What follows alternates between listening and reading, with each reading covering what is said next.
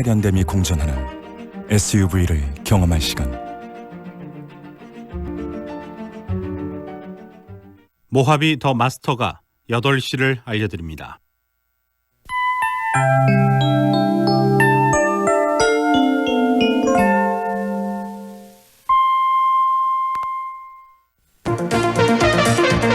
광주 MBC 아침 종합 뉴스. 9월 24일 화요일 아침 종합 뉴스입니다. 일본 강점기 시절 미쓰비시 중공업이 조선인들을 강제로 끌고 와 노동을 시켰다는 구체적인 자료가 처음 공개됐습니다. 태풍 타파가 지나가면서 아프리카 돼지열병을 차단하기 위한 방역에 또다시 비상이 걸렸습니다. 광주형 일자리 합작법인인 광주글로벌모터스가 법인 설립 등기 절차를 마무리 지었습니다. 이상 오늘의 주요 뉴스입니다.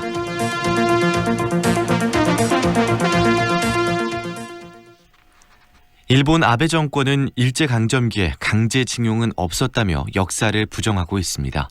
자발적인 노동자였다는 주장인데요. 이를 정면으로 뒤집는 전범 기업의 자료들이 공개됐습니다. 송정근 기자입니다. 1982년 일본 미쓰비시 중공업이 발행한 사보입니다. 1945년 8월 말 현재 미쓰비시 전 계열사 노동자는 34만 7천여 명으로 이 가운데 반도인, 즉 조선인 징용자는 12,913명이라고 돼 있습니다. 같은 조선인이라도 비징용자는 171명으로 따로 기록돼 있습니다.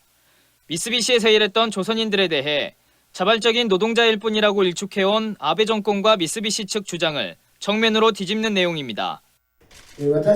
나고야 소송지원의 다카하시 마코토 공동대표입니다. 우리에게는 이런 자료가 있고 양금덕 할머니처럼 직접 피해를 겪은 피해자들도 있고 모든 진실들이 있기 때문에 진실은 절대 지지 않는다고 미쓰비시 생각합니다. 사보에는 9,485명의 여자 근로정신대도 일하고 있던 것으로 나와 있습니다.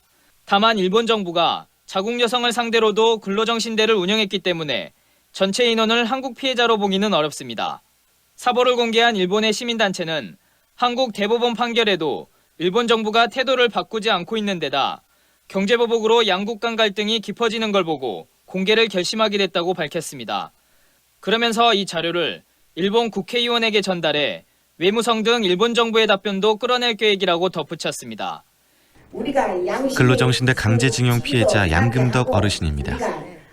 말 안 해도 어디까지나 우리 일을 다 알고 있으니 양심만 바라보고 있으랍니다. 힘겹게 얻어낸 대법원 승소 판결에도 불구하고 사과와 배상을 받지 못하고 있는 강제징용 피해자들이 이번 자료로 새로운 전환점을 맞게 될지 주목됩니다. MBC 뉴스 송정근입니다. 한국농어촌공사가 최근 5년 동안 일본 전범기업에서 4차례에 걸쳐 금융상품을 구매한 것으로 드러났습니다. 무소속 손금주 의원이 조달청에서 제출받은 자료를 분석한 결과 농어촌공사가 일제 강제징용 전범기업인 미쓰이 스미토모 해상화재보험과 5년 동안 4차례에 걸쳐 7천여만 원의 보험 계약을 맺었다고 밝혔습니다. 또 국가와 공공기관의 계약 대상에 일본 전범기업을 제외할 수 있도록 제도적 장치가 필요하다고 주장했습니다. 태풍 타파로 전남에서 8명의 인명 피해가 발생하고 벼논 820헥타르에서 침수되거나 넘어지는 피해가 발생했습니다. 전라남도에 따르면 목포 시내 교회 벽면에서 떨어진 벽돌에 맞아 50대 여성이 중상을 입는 등 8명이 낙하물에 맞아 부상을 입었으며 도로 비탈면 4군데가 유실되고 주택 침수 2건 등 주택 36건이 파손 피해를 입었습니다. 또 820헥타르의 벼가 침수 또는 넘어졌고 태양광 패널 6개소가 파손됐으며 수산시설 피해는 풍랑이 심해 조사가 아직 이뤄지지 않고 있습니다. 한편 이번 태풍은 아프리카 돼지열병 차단 작업에도 타격을 줬습니다. 방역을 위해 뿌려놓은 약품들이 빗물에 쓸려가는 바람에 방역을 처음부터 다시 해야 하는 상황입니다. 이재원 기자입니다. 25가구의 양돈 농가가 밀집한 나주시 노안면의 한 마을. 외부인의 출입이 차단된 마을 입구에 생석회가 다시 뿌려지고 있습니다. 바이러스 박멸에는 효과가 높지만 빗물에는 취약해 지난 태풍에 모두 쓸려갔기 때문입니다. 소독을 못하고 있었잖아요. 농장주 양찬규 씨입니다. 근데 이제 그런 부분 어쩔 수 없는 상황이고 이제 끝났으니까 이제 다시 정상적으로 가동해야죠. 외부와의 접촉이 차단된 마을 안에서는 방역 차량들이 분주히 돌아다니면서 축사 지붕이나 비탈진 사명 같은 취약 지역에 대한 방역을 실시하고 있습니다. 소독 필증을 갖춘 차량만 통과시키기 위해 마을 입구에는 감시 초소까지 설치됐습니다. 양돈 농가가 밀집한 마을이어서 한 번 뚫리면 걷잡을 수 없는 피해가 우려되기 때문입니다. 소독 필증을 받을 수 있는 거점 소독 시설에는 쉴 새 없이 차량들이 밀려오고 있습니다. 농가나 공판장 등 이동 장소에 맞춰 하루에도 몇 번씩 거점 소독 시설을 이용해야 하지만 운전자들은 기꺼이 불편을 감수하고 있습니다. 운전자 김두재 씨입니다. 또 푸고 또 와갖고 또 소독하고 또 왔다 갔다 하는 시간이 많이 걸리니까 좀 힘들죠. 거점 소독 시설 22곳이 운영되고 있는 전남 지역에서 오늘 하루 동원된 방역 차량만 165대, 또 600여 명의 방역 요원이 투입돼 농가 주변을 소독했고 생석회 116톤과 소독약 12톤이 양돈 농가에 추가로 배포됐습니다. 백신도 없고 나주시 축산과 오정훈 씨입니다. 할 수 있는 방법은 행정에서는 이제 적극적인 소독약, 생석회 지원을 하고 축산 농가에서는 그 약품을 인해서 매일매일 소독을 해주는 방법밖에 없고요. 태풍 타파가 소독약을 휩쓸고 지나간 농촌에서는 아프리카 돼지 열병과의 사투가 또다시 시작됐습니다. MBC 뉴스 이자원입니다. 지난 20일 전남도의회 상임위원회를 통과한 전라남도 농어민 공익수당 지급 조례안에 대해 농민단체가 반발하고 있습니다. 농민회 광주전남연맹과 여성농민의 총연합, 민중당 전남도당은 어제 기자회견을 갖고 농어민 수당 조례안을 재심의할 것을 전라남도 의회에 촉구했습니다.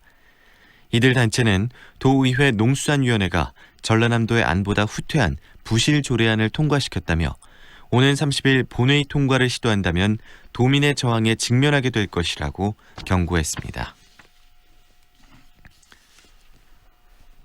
광주형 일자리 합작법인인 광주글로벌모터스가 법인 설립 등기 절차를 마무리 지었습니다.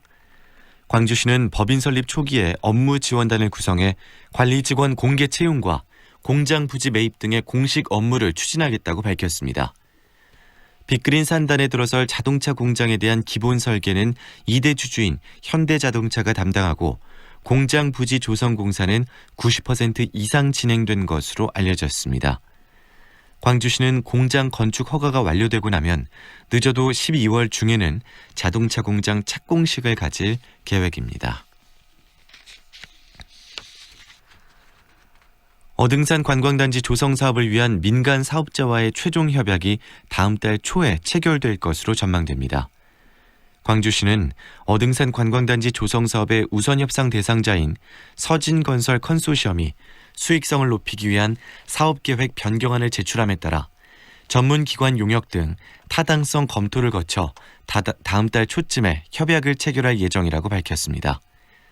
이에 앞서 서진건설 측은 투자 비용을 당초 4,800억 원에서 800억 원가량 더 늘려 파크 골프장과 로컬 푸드마켓 등 상업공간 추가를 광주시에 요청했습니다.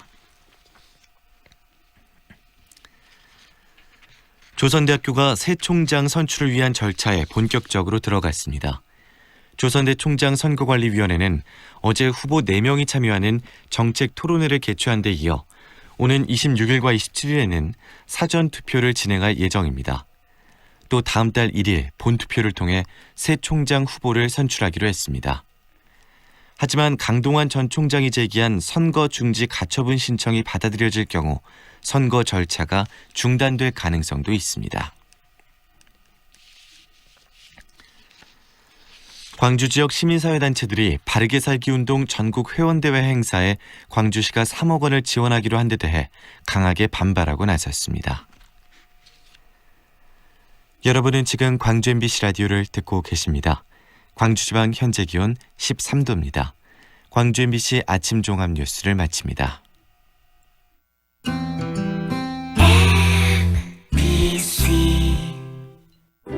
연기자 정동환입니다. 가끔 그 사람이 떠오를 때면 저도 모르게 하늘을 올려다봅니다. 누구나 그렇지요. 그리운 사람이 보고플 때면 을의 하늘을 올려다보게 되는 것. 사람이 곧 하늘이기 때문이죠. 사람을 하늘같이 섬깁니다. 스카이 장례식장.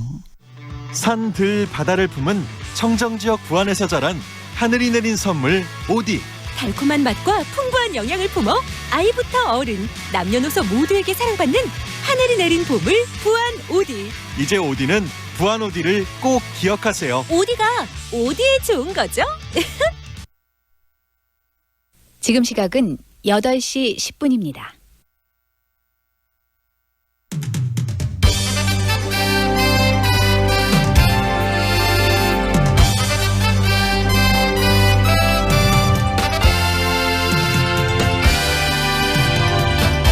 황동현의 시선 집중. 황동현의 시선 집중 2부 시작합니다.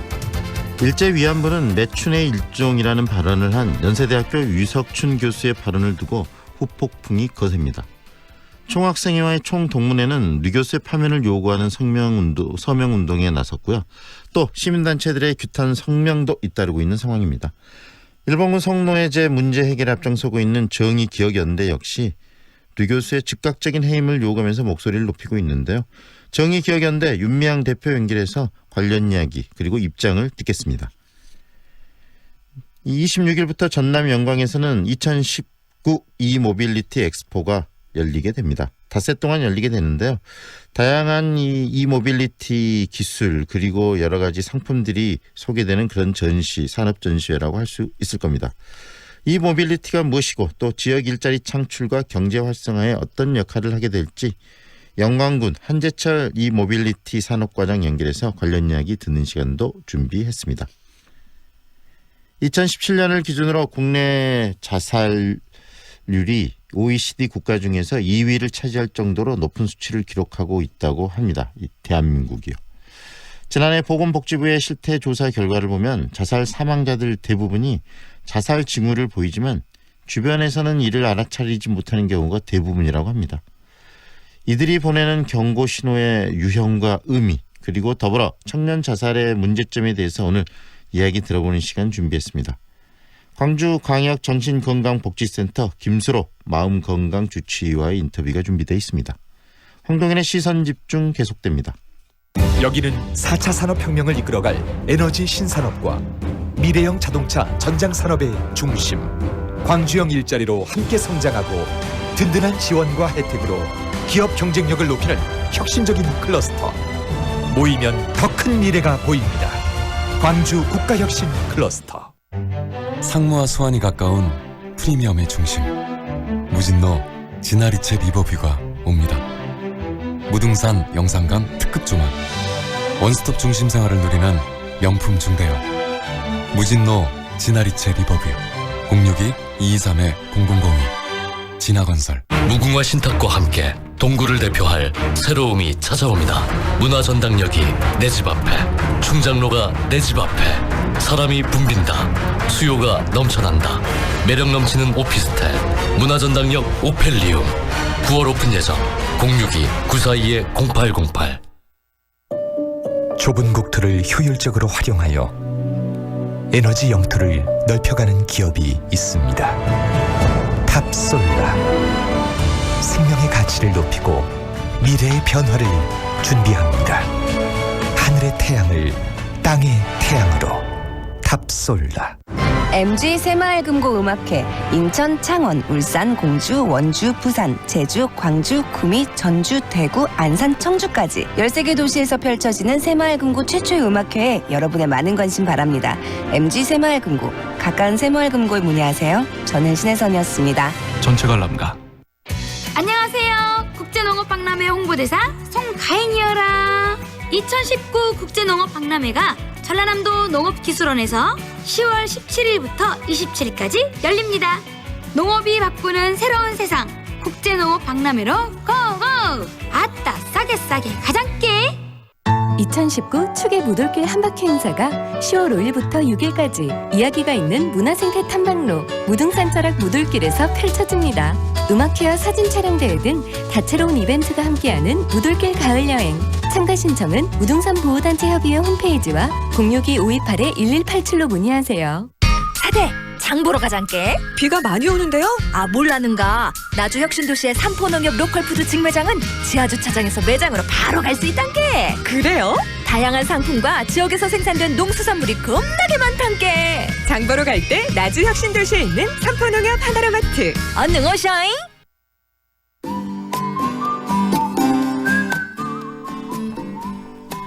오늘 광주 전남 지역은 쾌청한 하늘에 일교차가 큰 전형적인 가을 날씨이겠습니다. 한낮 기온이 광주는 26도, 전남 지역은 24도가량을 보이겠고 아침 저녁으로는 14도 안팎의 기온을 보이겠습니다.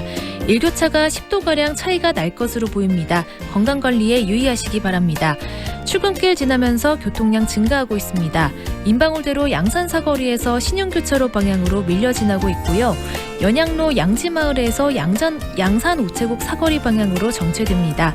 상무대로 쌍촌사거리에서 운천사거리 방향 신호 한 번 더 필요합니다. 현재 출근길 가시거리가 200m 이하의 짙은 안개가 낀 곳이 있습니다. 안개 낀 곳을 지날 땐 차간 거리를 넉넉히 두고 서행 운전하시기 바랍니다. 광주공항에는 현재 저시정 경보가 발효됐습니다. 오늘 아침까지 항공기 운항에 차질이 있을 수 있으니 이용객들은 사전에 운항 정보를 확인하시기 바랍니다. 출근길 안전운행하시기 바랍니다. 오늘 미세먼지 농도는 좋음 단계를 나타내고 있습니다. 현재 광주의 기온은 15도, 습도는 91%입니다. 지금까지 좋은 아침 좋은 일자리 광주 전문 취업 어플 사랑방장 협찬 교통정보의 신혜빈이었습니다. 황동현의 시선집중 듣고 계시는 지금 시각 8시 16분 지나고 있습니다. 강의 도중에 학생들을 상대로 일본군 위안부는 매춘의 일종이다 라는 막말을 한 연세대학교 사회학과 류석춘 교수의 이 발언에 대해서 이 파문이 확산되고 있습니다. 정의기억연대는 해임을 요구했는데요. 특히 정의기억연대는 이 위안부 할머니들의 아픔과 함께하는 단체이기 때문에 이 문제에 대해서 더 확실한 문제의식을 가지고 있을 거라는 생각도 듭니다. 정의기억연대 윤미향 대표 연결해서 이 발언에 대해서 갖고 있는 입장 듣겠습니다. 안녕하세요, 대표님. 네, 안녕하세요. 네, 미국에서 귀국에 오늘 새벽에 막 한국에 지금 도착하셨다면서요. 네, 그래서 지금 혹시 인터뷰 중에 기침이 나올 수도 있을 것 같아서 좀 걱정이 되네요. 네, 몹시 피곤하긴 하시겠지만 또 이 문제 굉장히 또 큰 문제고 또 정의기억연대 입장을 많은 분들이 듣고 싶어 하실 것 같습니다. 이 네네. 류석준 교수가 특히 강의실에서 학생들을 상대로 해서 일본군 위안부 매춘의 일종이다 이렇게 발언을 했는데요. 어떻게 보세요?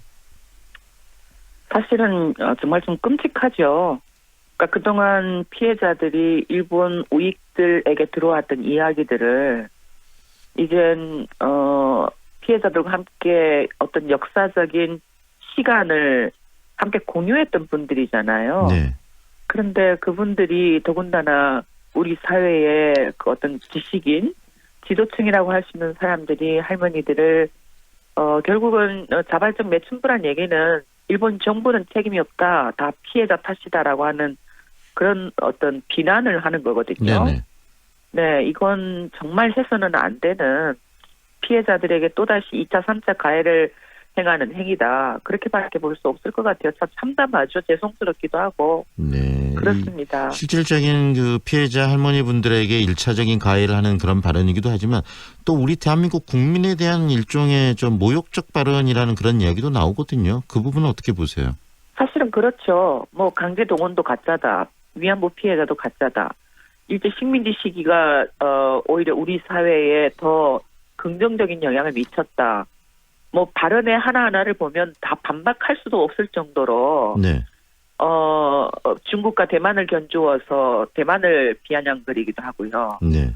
또 심지어는 중국에 대해서도 그렇게 인종차별적인 발언을 하기도 하고 어떻게 이게 대학 교수로서의 이런 인식을 이런 발언을 할 수 있을까 하는 생각이 들 정도로 모멸감을 느끼게 하는 네. 그런 게 굉장히 많았습니다. 그러니까 전반적으로 어떻게 이런 분들이 교수가 되지 하는 저희들은 사실은 그동안 상식선이 좀 무너지고 있는 듯한 느낌이라 그럴까요? 네네. 그걸 좀 받고 있습니다. 이런 인식을 가지고 계신 분이 강단에서 많은 대학생들을 상대로 또 교육을 했을 거 아니겠습니까? 그렇죠. 그게 가장 위험한 거죠, 사실은. 네. 지금 이 위안부 문제 너무나 당연하지만 다시 한번 짚어야 될 부분일 것 같습니다. 명백하게 국제적으로 범죄라는 사실이 밝혀져 있는 팩트 아니겠습니까? 당연하죠. 이미 사실은 국제적으로 건너가기 전에도 일본의 그 군 문서, 그러니까 과거에 작성했던 군 문서로 또 피해자들의 증언으로 일본 군 병사들의 증언으로 그리고 미군이 기록했던 연합군 문서로 이미 일본군 위안부 문제는 국가에 의해서 저질러진 범죄라는 게 다 드러났어요. 네. 그게 지난 92년 또 93년, 95년 일본 정부가 밝혔던 담화를 통해서 그래도 전적으로 국가의 책임을 인정하진 않았지만 그 명확한 진실은 드러난 그런 입장이고요. 네. 그러니까 기본적으로 영부자라고 하면서 이미 일본 정부가 발표했던 그런 인식에 대해서조차도 알고 있지 못했다는 것을 이렇게 드러난 것이고 그 위안부 피해자들에 대해서도 사실은 두 가지 굉장히 인권 침해를 하고 있는 것인데 하나는 그 자발적 매춘부라고 하는 부분하고요. 네. 또 다른 부분은 사실은 피해자들이 떠벌리고 있다라고 이야기를 하죠. 당신들은 주체성도 없는데 정대협이 선동한 대로 떠벌리고 있고 또 기억을 국가의 어떤 피해자로 포맷했다. 다시 재포맷했다라고 이야기를 하는 이런 부분들은 네. 정말 그 피해자에 대한 혐오, 편견, 폄훼, 비하 그런 내용들이 그대로 담겨 있다고 생각을 합니다. 네. 결국은 피해 할머니 분들에 대해서도 그렇지만 방금 이야기하신 것처럼 함께 이 문제를 가지고 싸워온 시민단체들에 대한 비난과 비판도 함께 들어있기 때문에 이 한국 정신대 대책 문제 협의회나 이런 데에 대한 비판을 했어요. 또 그 부분들 이 정의기억연대의 전신이 바로 그 단체이기 때문에 정의기억연대에서도 그 부분에 대해서 지금 문제를 가지고 또 앞으로 여러 가지 행동도 하실 것 같은데 어떠세요? 그렇죠. 저희들을 그동안 위안부 문제 해결이 아니라 다른 정치적 목적 때문에 일을 하고 있다라는 공격들이 있어 왔지만 네. 이렇게 대학 어떤 강의실에서 정대협에 활동하는 간부들이 통합진보당, 통진당 간부들이다라고 하는 그 허위 사실. 네. 무엇보다도 종북주의라고 하는 또 공격. 네. 이미 그동안에 숱한 그런 뭐랄까요 사법적인 저희들의 노력을 통해서 그런 발언을 한 사람들이 명예훼손으로 다 형사, 민사, 유죄로 판결이 됐어요. 네네. 그런데도 불구하고 그런 망언을 통해서 계속하는 것, 위안부 피해자들께 인권 침해를 가하는 것, 더군다나 그것에 대해서 문제 제기를 하는 학생에게 너도 한번 해볼래라는 식으로 네. 이런 폭력적인 언사를 가하는 것, 저희들은 이 문제는 명확하게 연세대학교 연세대학교 측에도 책임이 있다고 생각을 합니다. 네. 조직사회이기 때문에. 네. 그러니까 해임이 아니라 조금 더 저희들은 강하게 파면으로 이루어져야 된다고 생각을 하고요. 네. 그리고 이것은 명확하게 피해자들에 대한 가해뿐만 아니라 저희들에게도 허위 사실을 유포해서 저희들의 명예를 훼손했기 때문에 이것도 법적인 책임을 져야 된다라고 주장할 수밖에 없을 것 같아요. 네, 이런 인식을 갖고 있는 지금 교수가 근데 또 이 자유한국당에서 혁신위원장을 맡았던 적도 있거든요. 다시 말하면 이런 인식들이 이 정치권 내에도 좀 광범위하게 퍼져 있는 거 아니냐는 생각도 드는데 그 부분에 대해서는 어떻게 생각하세요? 네, 이게 우리가 사실은 좀 긴장하고 앞으로 그 과거 역사에 대한 제대로 되는 청산 과정, 또 가해자에 대한 제대로 대한 처벌, 이러한 그 윤리적인 법적인 기준이 제대로 마련돼야 된다 우리 사회 내에. 네. 라는 생각을 이번 기회를 통해서 조금 뒤돌아보는 그런 계기를 가졌으면 좋겠어요. 네. 유럽 사회가 그 독일의 나치 범죄를 지금까지도 계속해서 진실을 규명해내고 그 책임자들을 처벌하고 그 협력자들을 처벌했던 그 과정을 우리는 밟아보지 못했잖아요. 네. 그러니까 그런 것이 축적이 되어서 오늘날 이렇게 또다시 피해자를 공격하는 그런 일들이 계속되고 있다라고 생각을 합니다. 네. 그러니까 지금 이것을 저희들은 제대로 교훈으로 삼아서 다시는 이런 일이 재발되지 않도록 네. 피해자를 또다시 공격하는 것으로 자기 자신들의 어떤 뭐랄까 정당성 그것을 합리화하지 않도록 하는 그런 노력들이 좀 됐으면 좋겠고요. 네.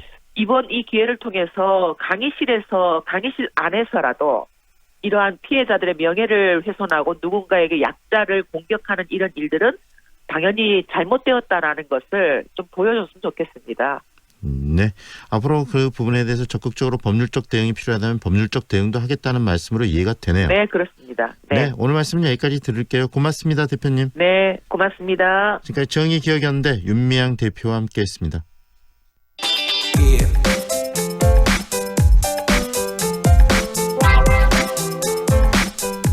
미래의 운송기기를 한자리에서 볼 수 있는 2019 이모빌리티 엑스포 산업전시회가 26일부터 30일까지 전남 영광 스포티움에서 열립니다. 올해가 두 번째라고 하는데요. 이 모빌리티가 무엇인지 이야기를 들어보고요. 또 지역 일자리 창출과 이 경제 활성화에 어떤 역할을 하게 될지도 곁들여 이야기를 듣겠습니다. 영광군 한재철 이 모빌리티 산업과장 연결합니다. 안녕하세요, 과장님. 네, 안녕하십니까. 네. 한재철입니다. 네, 지금 개막이 코앞인데요. 굉장히 바쁘시겠습니다. 어떻게 보내고 계세요? 그렇습니다. 지금 우리 행사가 이제 내일 모레 26일부터 시작됩니다. 네. 근데 저희가 행사장 꾸미고 나서 태풍이 2개 지나갔어요. 링링하고 타파가. 네네. 그래도 무사히 다 넘기고 지금 막바지 한참 하고 있습니다. 그래서 여러 가지 뭐 부대 행사도 많고 그래서 지금 정신없이 지금 움직이고 있습니다. 네, 이 모빌리티 엑스포가 두 번째라고 들었는데요. 실질적으로 올해 또 이 모빌리티에 대한 관심들이 높아지면서 올해 엑스포는 더 이 전국적인 관심의 중심에 있는 거 아니겠습니까? 네, 맞습니다. 이게 작년에 첫 해 할 때는 여러 가지 좀 걱정도 많이 했어요. 많이 모르고. 네. 그 이 모빌리티 용어 자체도 낯설고. 그리고 이게 신산업이다 보니까 여기에 대해서 기업들도 사실 그렇게 많지는 않거든요. 네. 그럼에도 불구하고 이게 뭔가 이 조그만 군에서 이런 산업 박람회를 하는 게 맞을 것인가 이제 그런 좀 우려도 있었는데 작년에 엄청 성황리에 끝났습니다. 네. 계약 현장에서 판매도 한 12억 이상 현장에서 바로 팔렸고, 네. 뭐 수출도 2,800만 불 달성했고, 관람객도 4일간 8만 7천 명 다녀가셨고 그래서 네. 뭐 저희들로서는 큰 어떤 성황리에 끝났고 성공이라 생각했고 또 외부에서도 그렇게 또 인식하고 있습니다. 네. 뭐 고맙죠. 정리를 한번 해보죠. 이 모빌리티 이제야 알려지는 그런 산업 분야이기 때문에 그런 산업체도 그렇게 많지 않다. 기업도 말씀해 주셨는데 네네. 정의를 좀 내려주세요. 이 모빌리티가 어떤 겁니까? 그러니까 이모빌리티라는 게 그 전기 동력을 기반으로 하는 1, 2인승 이동 수단이다라고 사전적 의미로 하면 그렇게 이제 얘기할 수 있는데 네. 일단은 그 자체가 이제 뭐 조그만 이렇게 바퀴 하나가 있는 주로 이렇게 대리기사분들이 많이 하는 전동 휠부터 시작해서 전기 자전거, 또 뭐 전동 킥보드, 전기 오토바이, 초소형 전기차, 또 뭐 전기 휠체어, 뭐 농업용 뭐 운반수단, 뭐 초소형 전기차, 그 범위 자체는 이제 전기를 동력으로 하는 것 중에서 고속으로 가는 승용차 있지 않습니까? 네네. 승용 전기차를 제외한 나머지를 이모빌리티라고 이제 정의하고, 네. 그래서 그 자체가 실제적으로 용도도 다양하고, 종류도 많고, 그래서 친환경적이면서도 이렇게 소품종, 다품종, 소량 생산하는 그런 쪽에서 중소 중견 기업에서 주로 위주로 하는 거고 실제적으로 이게 지금 새로운 교통문화, 교통체계 속에 들어갈 수 있는 어떤 그런 파워풀한 산업입니다. 이 1인 교통수단으로 자전거가 많이 대중적으로 이용됐던 시대에서 이제는 전기를 동력으로 해서 새롭게 지금 변화되고 있는데 이런 것과 관련된 모든 산업이 이 모빌리티 산업이다. 이렇게 정의를 일단 내리면 좋겠네요. 네. 그리고 이제 관심도 점점 올라가고 있고요. 특히 전라남도가 이 블루 이코노미라고 전남의 미래의 어떤 비전을 이야기하면서 이 모빌리티 산업의 중요성을 이야기하고 또 육성하고 키우겠다는 이야기를 했고요. 또 최근에 중앙정부에서도 이 규제 자유특구로 지금 이 영광 지역들을 지금 풀어주겠다라고 이야기한 거 아니겠습니까? 네, 맞습니다. 이게 그런 부분들이 이 모빌리티 산업에 또 새로운 동력이 될 수 있을 것 같다는 생각이 드는데 현장에서 직접 어떤 느낌이 드세요? 그러니까 이제 그렇습니다. 이 모빌리티를 저희 영광군이 오래전부터 관심을 갖고 왔어요. 특히 지금 이번에 민선 6기 7기 하면서 김수정 군수님이 이 모빌리티에 대해서 사실적으로 저희들이 많은 재정적인 지원도 하고 국비 사업도 한 14개 과제에 따서 뭐 한 총 사업비 자체는 한 3천억이 넘습니다. 앞으로 펼쳐질 사업들이. 네. 근데 그러면서 이번에 그 규제자 특구 같은 경우도 일찍부터 대응하고 있었고 전체 52개 어떤 사업들이 신청이 됐어요. 네. 그중에서 총 7개가 최종적으로 선정이 됐었는데 거기에서 이 모빌리티가 영광을 중심으로 해서 전라남도가 규제자 특구가 선정이 됐습니다. 이 모빌리티가. 그래서 이 모빌리티는 신산업이고 그러다 보니까 법적이나 제도적으로 상당히 규제가 많았어요. 그래서 그걸 사업하는데 어려움이 많았거든요. 네. 실제적으로 대응하는 임업일 기업들이 중소중견기업들입니다. 그래서 적절히 대응하지 못하고 있다가 또 개별적으로 대응 중이다가 이제 규제에 특구가 되면서 이 사업하는데 그 규제를 좀 완화하거나 규제를 없애서 사업할 수 있는 여건이 이제 마련된다고 할 수 있죠. 이제 최종하면은 한 4년간 하게 되는데 네. 규제에 대해서 완화해서 시험해보고 실증해보고 그래서 또 여기서 직접 이렇게 판매도 하고 이제 그런 건데 4년 뒤에는 이게 법제화해서 실질적으로 사업할 수 있는 기반을 닦을 수 있는 그 시작점이 바로 규제 특구고 그게 영광군이고 그게 전라남도가 된 거죠. 굉장히 이제 앞으로 이 산업이 뻗어나갈 수 있는 이 기초적인 그런 기반이 조성이 됐다라고 이해가 되네요. 그렇습니다. 네네. 네. 이제 적극적으로 이 산업을 좀 키워야 될 텐데 어떻습니까? 전라남도도 이 블루 이코노미에 이 모빌리티 산업을 집어넣겠다라고 이야기를 했는데 영광군 그리고 전라남도가 이 모빌리티 산업에 거는 기대는 어떤 건지도 이야기를 해주세요. 네네. 이 모빌리티 산업은 이제 신산업입니다. 그리고 이게 다양하게 발전 가능성이 있는 거죠.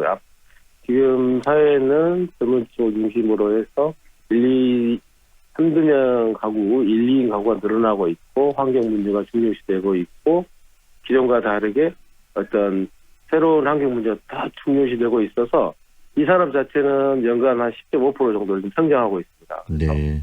이게 25년 정도 되면은 국내 시장은 한 2조 원대 시장이 될 것이고 세계적으로 봐서는 한 300조 이상 시장이 될 것이라고 예측하고 있고 네. 유럽이나 미국 같은 경우는 실제적으로 이 모빌리티가 그 교통 체계상에 들어가서 활용되고 있습니다. 네. 우리나라 같은 경우 실제로 대도시는 뭐 우리가 전동 킥보드나 이런 것들은 웹을 활용해서 마음대로 뭐 공영 서비스들이 이렇게 이루어지고 있거든요. 네. 그래서 이 산업 자체는 상당히 지금 우리 정부에서도 어떤 미래 이동 수단으로서 친환경 수단으로 관심 갖고 있고 육성하고자 합니다. 그래서 저희 영광호를 포함해서 전라남도가 이 신산업에 대해서 일단 선점을 한 상태입니다. 연구소도 있고, 네. 실증 테스트베드나 이런 것도 있고, 각종 R&D를 통해서 기업들이 지금 전남에 관심을 갖고, 또 영광호에 관심을 갖고 많이 지금 오고 있어요. 그래서 이제 막 시작하는 타임입니다. 그래서 규제도 풀어주고 사업할 수 있는 여건을 말아주고 그래서 R&D 비용도 지원해주고 하면서 이게 지금 막 크고 있는 산업인데 사실은 이제 우리 내부적으로는 네. 지역별로 다른 데서도 하겠다고 막 하면서 서로 경쟁이 있습니다.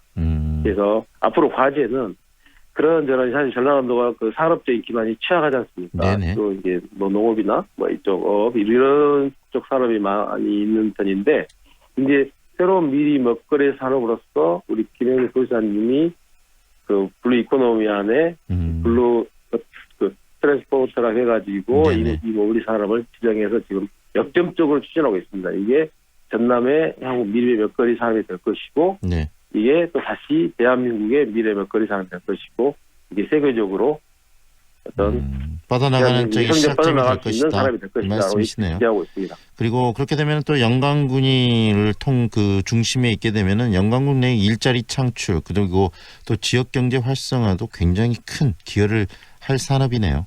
아 그렇습니다. 지금 이제 이모빌리티 관련한 산업이 저희 대만 3단에 한 14개 기업 정도 있어요. 지금 현재는.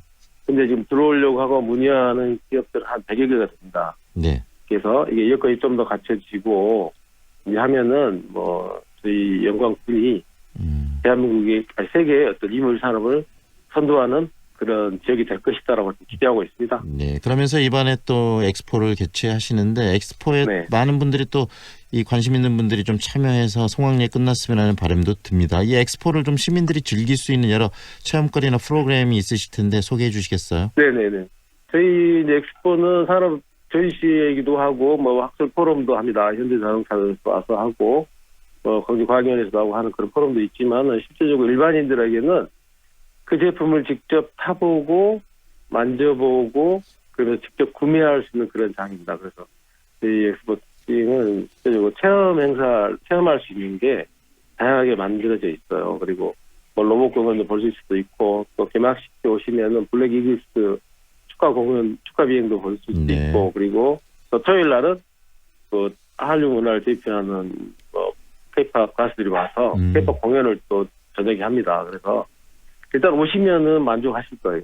그리고 또 블랙데이라고 해서 매일 한 100대, 200대 이상의 제품을 또 반가격에 살 수 있는 블랙데이도 계속하고, 네, 그 초대형 전기차 이런 말하면 그렇지만 한 2천만 원 이상짜리 차량도 이렇게 직접 경품으로 추천받을 수 있는 기회도 또 갈 수 있거든요. 현장에서 직접 차를 좀 할인된 가격으로 살 수도 있는 거네요, 제품을. 네, 그렇습니다. 행사는 26일부터 31일까지 열린다는 말씀이시고요. 네, 맞습니다. 예, 많은 분들이 좀 관심을 갖고 또 앞으로 이 전남을 견인할 그런 또 새로운 산업이 될 수 있을 테니까요. 그런 부분들이 좀 활성화됐으면 좋겠습니다. 오늘 말씀은 여기까지 들을게요. 고맙습니다, 과장님. 감사합니다. 네, 고맙습니다. 지금까지 영광군 한재철 이모빌리티 산업과장과 함께했습니다.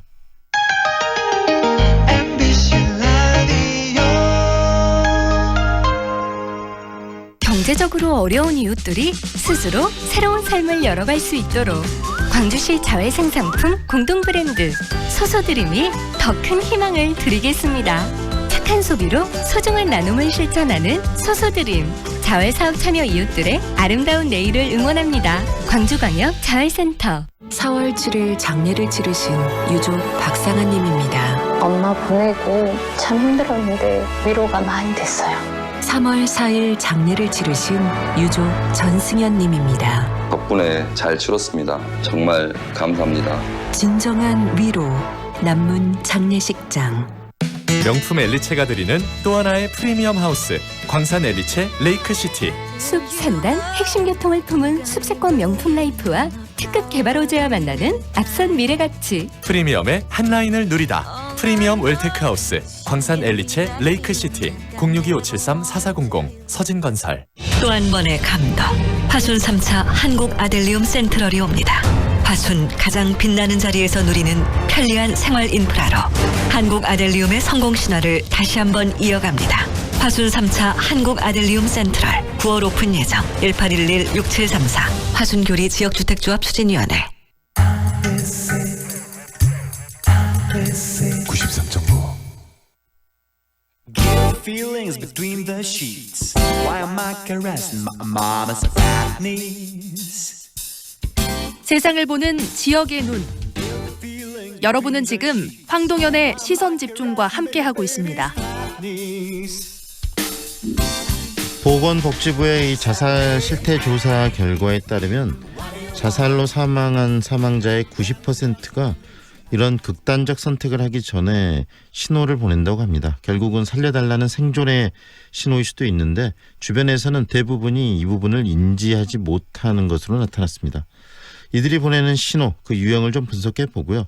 또 끊임없이 문제가 되고 있는 청년 자살에 대한 이야기도 나눠보겠습니다. 전남대학교 병원 정신건강의학과 전문의시죠.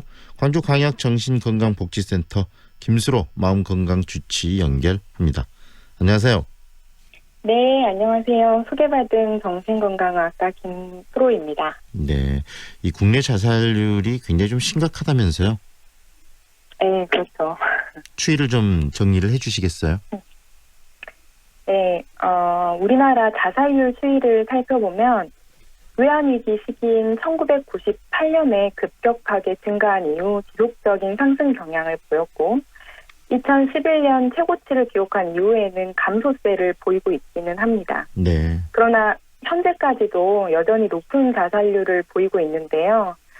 2017년 기준으로 한 해 자살로 사망한 국민 수가 총 12,463명입니다. 네.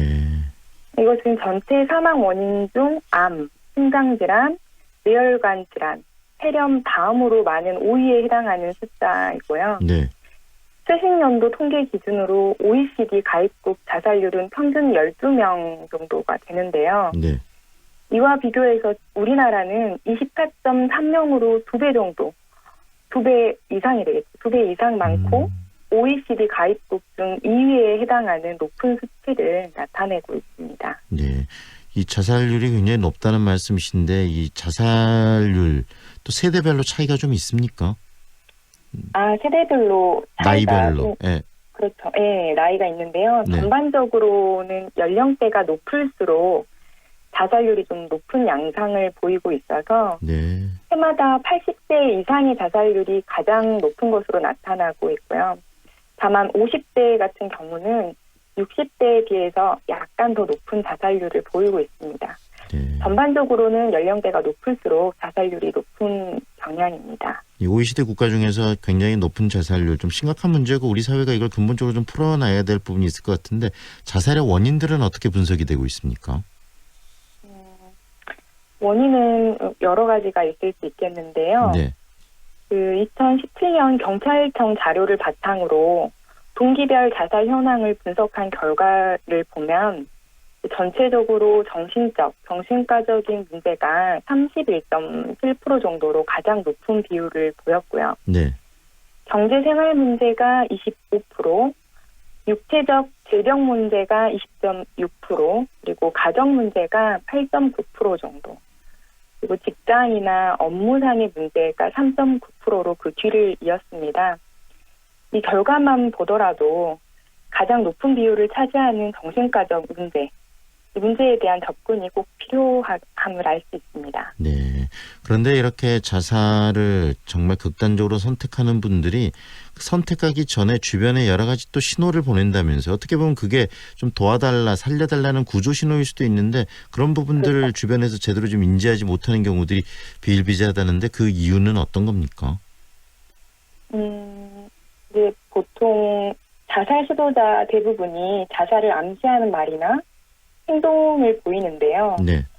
주변 사람들에게 죽고 싶다는 표현을 자주 한다든지, 죽은 후의 세계, 사후 세계에 대해서 말한다든지, 불안감이나 불면 등 이런 감정과 관련된 신체적 불편감을 호소하기도 합니다.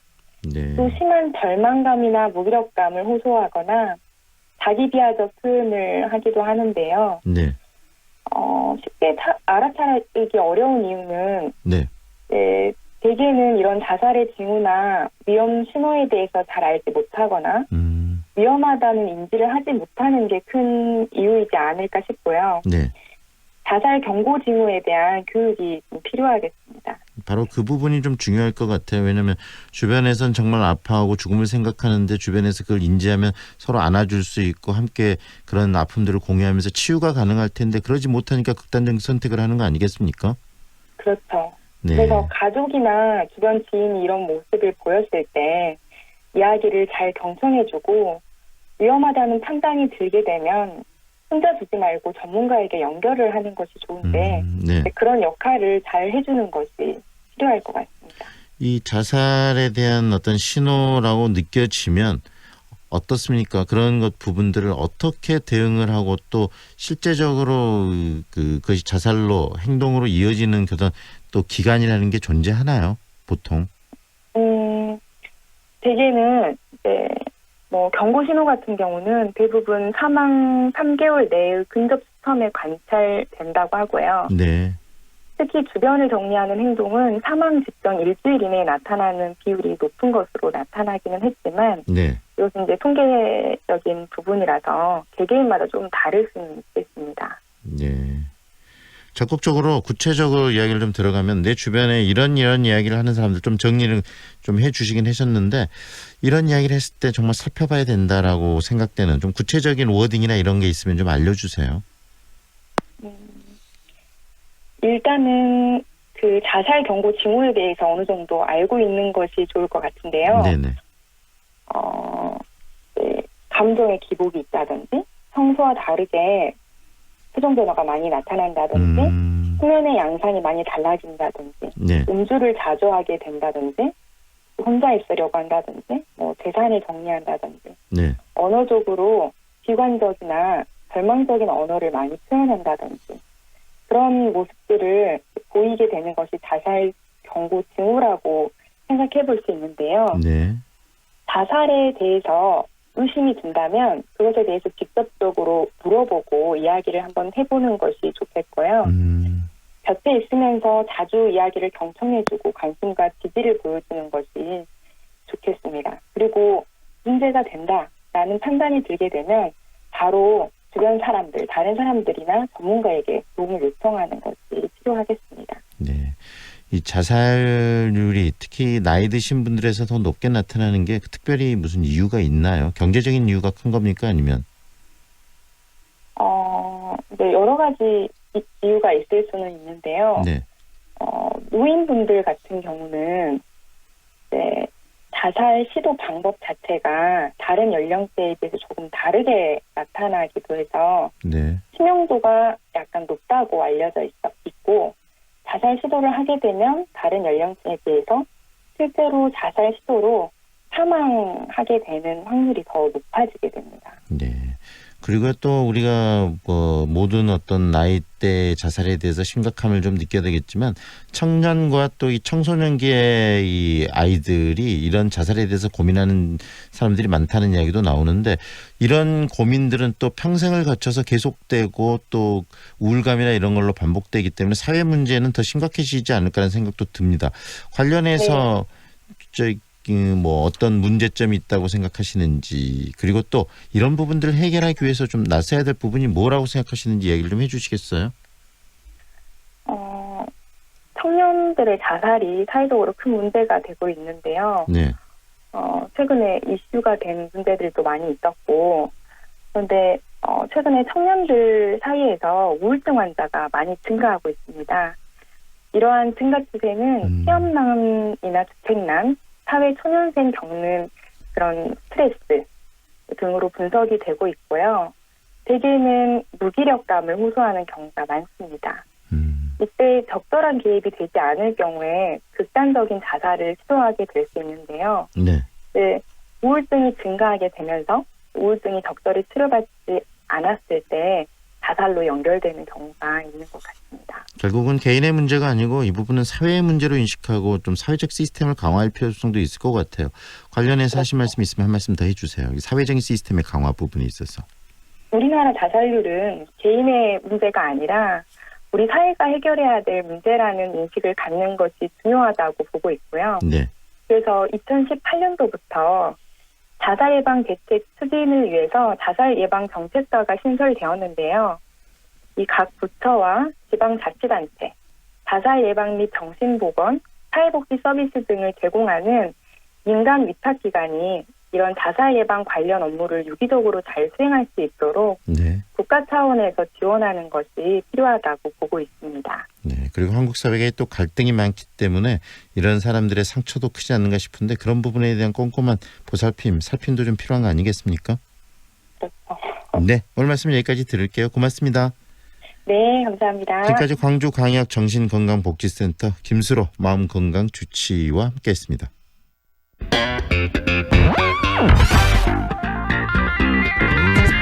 다양한 남도의 소식을 만나보는 시간이죠. 오늘은 전남 서부권 소식 정리합니다. 목포시민신문 류용철 국장과 함께합니다. 안녕하세요, 국장님. 예, 안녕하세요. 네, 올해 이 목포, 신안, 진도 등 전남 서부 지역에서 태풍 피해가 좀 크게 늘었다는 소식이 들어와 있네요. 네, 그렇습니다. 지난 주말인데요. 목포 등 서남권을 관통한 그 강풍을 동반한 태풍 닝닝으로요. 신안, 진도, 해남, 나주 등 도내 19개 시군에서요. 101억 원의 그 물적 피해가 입은 것으로 전남도가 최근에 그 잠정 집계했습니다. 네. 피해가 가장 큰 지역은 신안 흑산면인데요. 이곳은 그 특별 재난 지역으로도 선포됐습니다. 어제요. 네. 그 도의 그 도내 피해 상황을 집계한 전남도는요. 태풍으로 인해서 인명 피해는 발생하지 않았지만은 주택이 그 58동이 그 침수되거나 파손됐고요. 벼 쓰러짐도 7.4헥타르, 그리고 가수 피해도 1223헥타르, 그다음에 수산, 정양식 시설이 589어가 등의 63억 원 등 피해가 남은 것으로 잠정적으로 발표를 했습니다. 이와 함께 그 도로, 교량, 그다음에 상하수도, 어항시설 등 공공시설들이 한 173곳에서 파손돼서 37억 원의 재산 피해가 났다고도 밝혔는데요. 네. 지역별로는 보면은 신안이 한 47억 100~300만 원 정도요. 진도군이 19억 9,300만 원, 그리고 해남이 6억 5,300만 원인데요. 87억의 총 피해가 난 것으로 보고 있습니다. 그리고 신안 흑산면만 해서 32억 4,500만 원으로 가장 큰 피해가 발생했다고 발표를 했습니다. 피해 복구에 나서고 있는 상황에서 또다시 강풍과 폭우를 동반한 태풍 타파가 지난 주말 이곳을 또 핥히고 지나갔죠. 어민과 농민들은 망연자실하고 있습니다. 네, 특히 지금 계속 본격적으로 이 뭐 링링, 타파 태풍들이 오면서 이 네네. 바닷가 쪽에 있는 해안가에 이런 피해들이 확대되고 있다는 말씀이신데요. 흑산도 이 양식어가의 경우에 지금 재난구역으로 어제 선포됐다는 말씀하셨잖아요. 예, 그렇습니다. 피해 규모는 어느 정도입니까? 이 흑산도 부분. 네, 지난 주말 흑산 군도를 삭히고 간 그 태풍 링링으로요. 네. 흑산 지역 양식 어민들은 가장 큰 피해를 입었습니다. 중앙재난 피해 합동조사반이요. 지난 16일부터 피해 조사를 하고 있는데요. 신안 지역의 시설 피해액은 도내 전체 피해액의 한 50.6%인 것으로 잠정 집계됐습니다. 액수로는 42억 8,600만 원에 달하지요.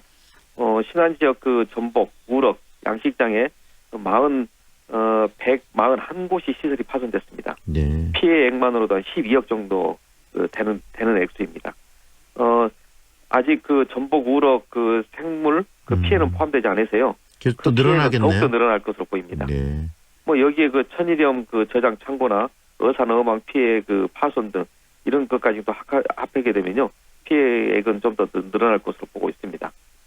신안 지역 전체 70%가 흑산도에서 집중해서 발생해서요.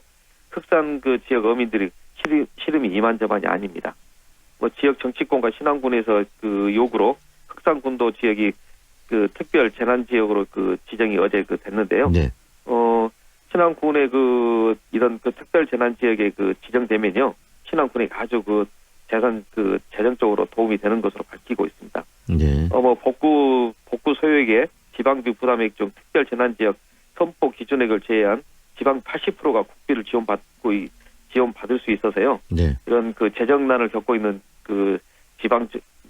지방자치단체 입장에서는 아주 절대적으로 필요한 상황이죠. 네. 그리고 이 흑산도 또 앞바다에 지진도 발생했다고 하던데요. 네네. 지역에서 이렇게 자연재해가 잇따르면서 주민들 불안감은 좀 커지겠어요. 네, 그렇습니다. 태풍 타파 폭우와 강풍으로 놀란 지역 주민들이요. 지난 22일이죠. 오전 11시 7분에 흑산 지역에서 발생한 규모 3.3 지진에 놀란 가슴을 다시 한번 쓸어내려야 했습니다. 기상청 발표는 진앙지하고 동경 그리고 지진 발생기가 10km 정도 밝혔는데요. 이번 지진은 전남에 진도 2 영향이 있었던 것으로 분석되고 있습니다. 진도가 2일 경우 조용한 상태나 건물 위층에 있는 소수의 사람의 사람들만 지진을 느낄 수 있다는 수준인데도요. 네. 그런데도 지진 태풍에 놀란 흑산도 주민들은요. 다시 또 지진으로 놀란 가슴을 한 번 더 쓸어내렸죠. 네. 오늘 말씀 여기까지 들을게요. 고맙습니다. 네, 감사합니다. 지금까지 목포 시민신문 류영철 국장과 함께했습니다.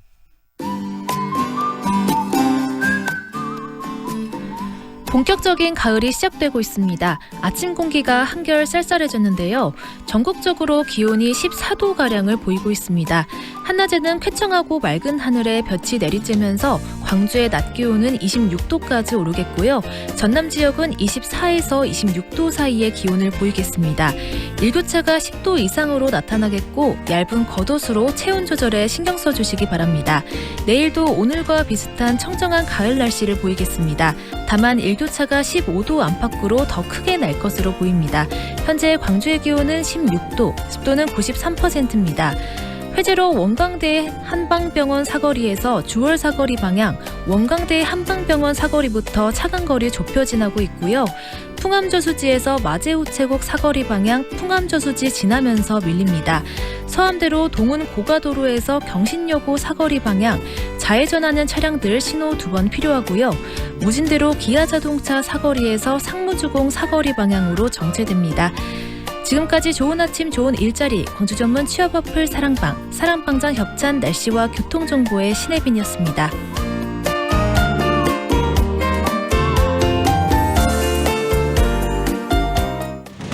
태양광 설계, 시공 전기안전 관리까지 한전의 에너지스타 기업 에코전력, 해외 직접 투자 유치, 대규모 태양광 단지 수주 계약, 해외에서도 인정받는 에코전력, 앞선 기술로 내일의 태양광을 만듭니다. 재생에너지 전문기업 에코전력. 프리미엄 대형 SUV의 모든 기준 집 그랜드 체로키 9월 최저 4,930만 원에 리미티드 3.6 가솔린 모델부터 50대 한정 리미티드 X 에디션까지 놓칠 수 없는 절호의 기회. 지금 지프 전시장으로 문의하세요. 광주 남구에 8년 올전세 아파트가 공급된다는데 만 19세 이상 무주택자면 청약통장 없이 가능하대. 8년 동안 이사 걱정도 없고 세금 걱정도 없고 단지 주변 공원과 스마트 시스템으로 쾌적하고 편리한 생활까지. 남구 도시첨단 남해온해뜨 10월 오픈 예정 062-382-0024 남해종합건설. 지역 중소기업의 해외 진출 광주 상공회의소 FTA 활용 지원센터와 함께하세요. 상담, 교육, 컨설팅, 원산지 증명부터 사후 검증까지 문의 350-5887 검색창에 광주 FTA 센터를 입력하세요. 이사님, 이사는 어디가 좋은가요? 당연히 OK 익스프레스죠. 일반 이사 및 포장 이사 그리고 사무실 이사까지 고객이 OK 할 때까지. 공짜 전화 080-383-1000번. 저렴한 가격에 서비스는 만족입니다. OK 익스프레스 080-383-1000번. 세상을 밝히는 밝은 미소 광주여자대학교 여성이 열어가는 따뜻한 미래 광주여자대학교 가문한 지성과 아름다운 가을 화려한 사관학교 광주여자대학교 이대리를 불러 숫자 2만 눌러 062 둘둘둘에 둘둘둘둘 이대리 대리운전 062 누르고 2번만 읽어봐. 이대리 대리운전 눌러 062 둘둘둘에 둘둘둘둘 이대리 대리운전. 좁은 국토를 효율적으로 활용하여 에너지 영토를 넓혀가는 기업이 있습니다. 탑솔라. 생명의 가치를 높이고 미래의 변화를 준비합니다. 하늘의 태양을 땅의 태양으로. 탑솔라. 황동현의 시선 집중이 오늘 준비한 내용은 여기까지입니다. 오늘도 함께 해주셔서 고맙습니다.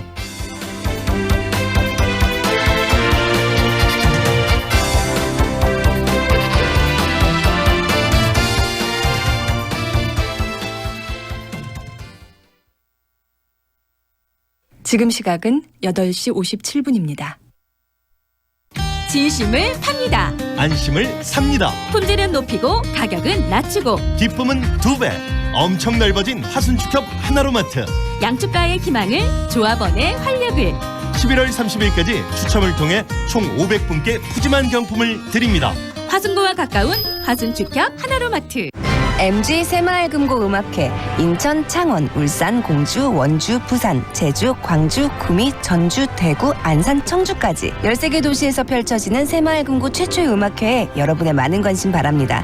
MG 새마을금고, 가까운 새마을금고에 문의하세요. 저는 신혜선이었습니다. 전체 관람가. 4차 산업혁명 시대 블루오션 농업, 최신 스마트팜 완비, 해외 현장 실습 지원, 기숙사비, 교육활동비 지원, 대학 특별 전형 등 호남 유일의 미래농업 선도고교 호남원예고가 청년 창업농을 육성합니다. 부농의 꿈을 나주 호남원예고등학교에서 키우십시오. 교차로 모퉁이 될까 말까?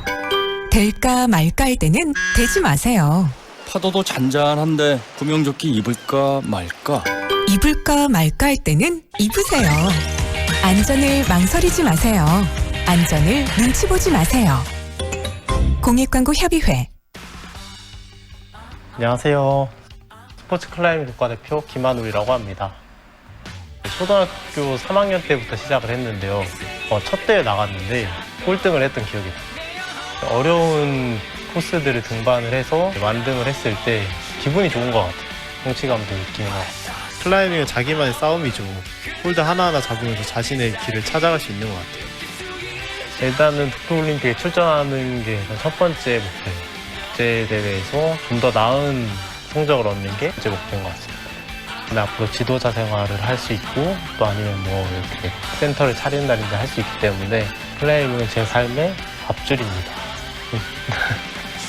광주 MBC는 현실이라는 암벽을 오르는 청년들을 응원합니다. 청년의 꿈을 키우는 남도 청출어람. 이 캠페인은 글로벌 공기업 한국농어촌공사와 함께합니다.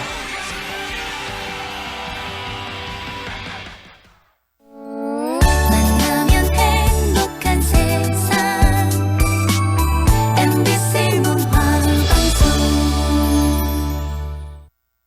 AM 819kHz, 표준 FM 93.9MHz, 광주 MBC 라디오입니다.